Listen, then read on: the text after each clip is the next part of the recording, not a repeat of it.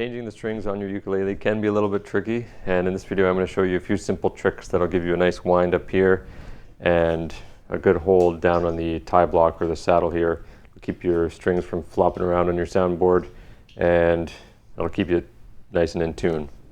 So let's get started. The first step is taking off your strings. You can use your fingers if you want, but I'd recommend getting one of these string winders. They're very cheap. This one has a cutter on it, but you can also just use some needle nose pliers or any wire cutters. So I'm going to do one string at a time. So first step is take off the string. So I'm going to be putting on some D'Addarios, which I like. They're kind of middle of the road strings, but good quality. And this, as you can see here, is going to be a baritone set of strings. As this is a baritone ukulele, it's a little bit bigger, tuned lower, but this is going to be the exact same technique whether you have a baritone, a concert, or a soprano. So the first step is going to be loosen off the string, which I've already done here, and give it a little push, because that will loosen it up enough to grab it. And you can just pull this through. And I do save my ukulele strings just because they do tend to break, and it is also a good idea because if you're doing this for the first time, you might break one. So as you can see, this string is looped in through here, here, and here. So we're just going to leave that flopping around there until we take these strings off. So you're going to grab the proper string. Now for this baritone ukulele, this is going to be a nickel wound string for the low. If you're doing a concert ukulele, which you most likely are, it's going to be a nylon string like this. But it's going to be the exact same procedure, so you can follow along here. So you want this string to fold through there. So you want that length plus, say, about 3 or 4 of this width here, so just approximate. 2, 3, 4, about there. Okay, put a fold in it, and then you're going to go underneath and put another fold, pinch it. Okay, so now you've got sort of a marking point that will show you where it needs to be. So I can sort of move this around. There's the fold there. Okay, so for the tie, you're going to go underneath and then underneath again. Okay, and then you're going to go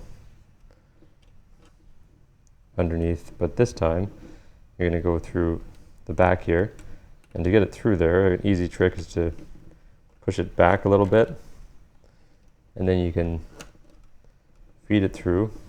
It can be a little bit finicky, and then you want to pull this tight, keeping this below that cliff edge here, below the edge of the block.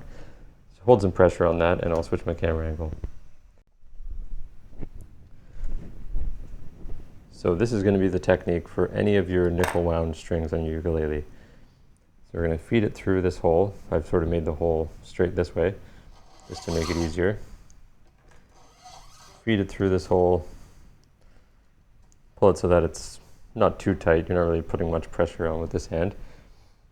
Pinch it with your right hand, and then you're going to be cutting it with your left hand. Now a general rule is just to go a little bit past here. And what that's going to do is give you a perfect wind, because it's the exact distance you need to be. I mean, it doesn't have to be ridiculously exact. It's just generally about that distance, just past the next post, which I'm not getting out my ruler or anything. And then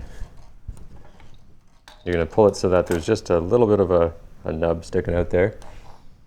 And for my right hand, what I'm doing is cupping the string like that and pinching it with my thumb and my middle finger, and I'm going to be putting downward pressure with my first finger.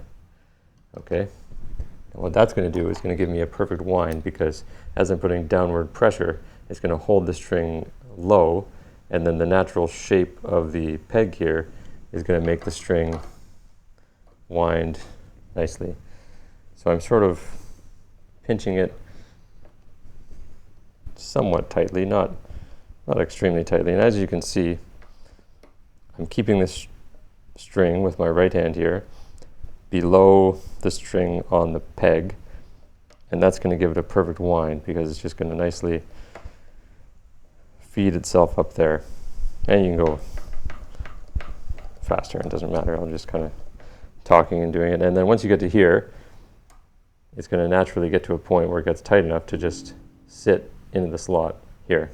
But I'm still keeping that pressure on the string to keep it down. Once you get to a certain point, once it's tight enough to make a sound, then you don't have to worry about putting any downward pressure because it's already got a perfect wind on it.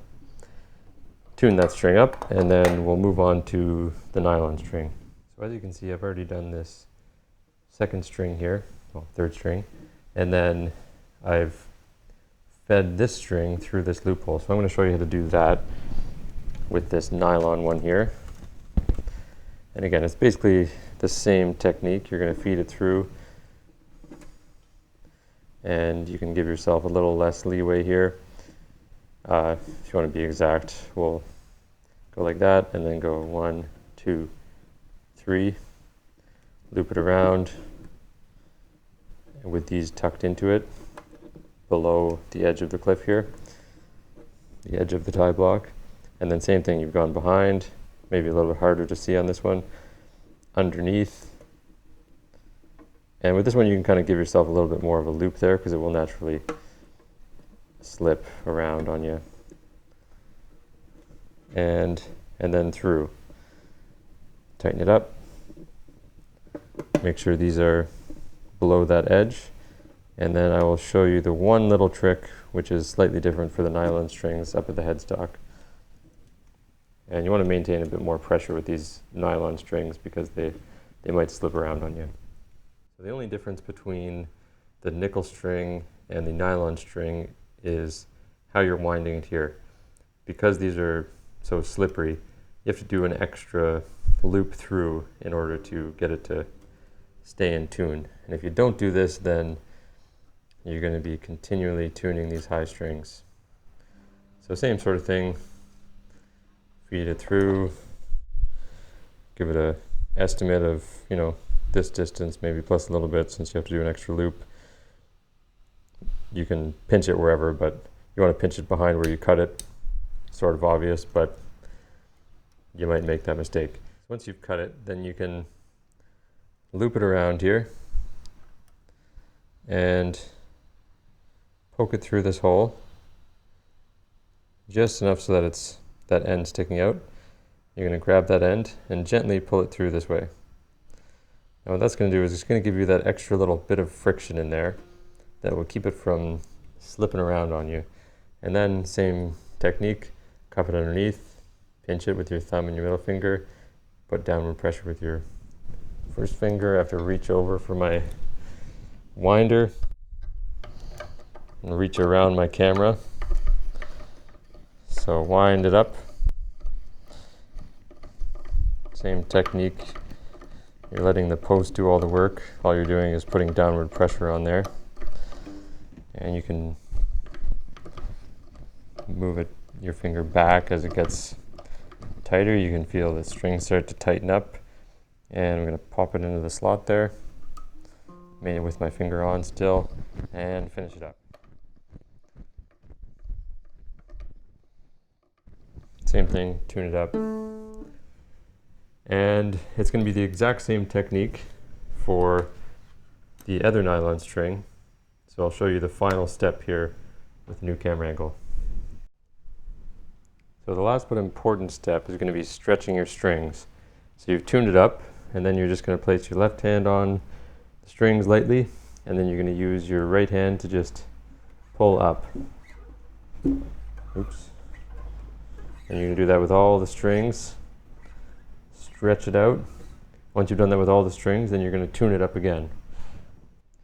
So after the first time you stretched it, you're going to tune it. So you're going to tune it to standard. And then you're going to need to do it 2 or 3 more times because I'll sort of give you an example here. So there, it's in tune. And then I'm going to do a little bit of a bend there, and then listen. Oh, okay, that was not too bad. Okay, yeah, it gets out of tune pretty quick, so that's why you want to stretch it out. So tune it back up, stretch it out again, and then you'll know when it's good because when you play it, it's not going to go out of tune. So when you go to sit down at your campfire or at your beach and you want to play your ukulele, it's going to be nice and tuned for you, and it'll stay tuned. So stay tuned for next week. I'll be putting out more of these videos, and if you liked what you see, let me know in the comments below, and have a good week.